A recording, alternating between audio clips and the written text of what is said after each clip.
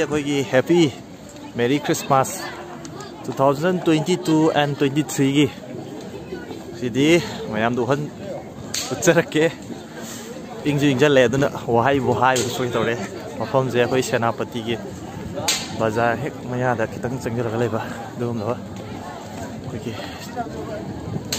ꯏꯆꯤꯟꯅꯥꯎꯁꯤꯡꯒ ꯑꯗꯨꯒꯨꯝꯂꯕ ꯃꯌꯥꯝ ꯄꯨꯟꯕꯒꯤ ꯆꯥꯛ ꯏꯁꯤꯡ ꯆꯥꯕꯒꯤ इवनिंग सेक्शन की नाइट की लोना गैदरिंग स्वाई मफम तौरसे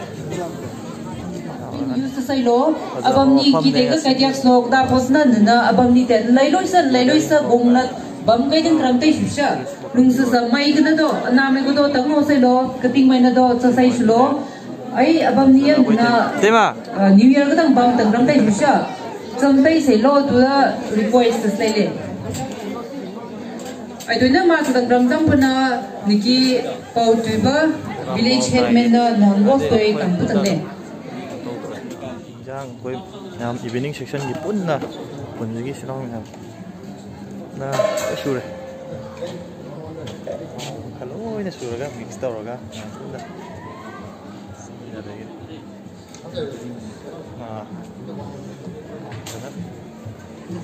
Sorry. Now we now later.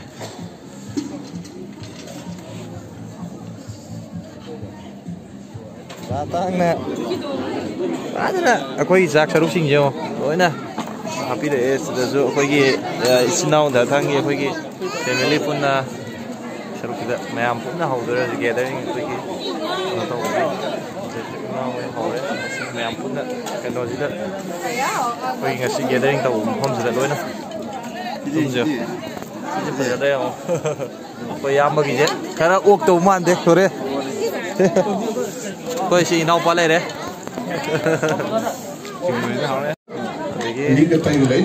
Tôi sister nó rồi, áo em. Okay,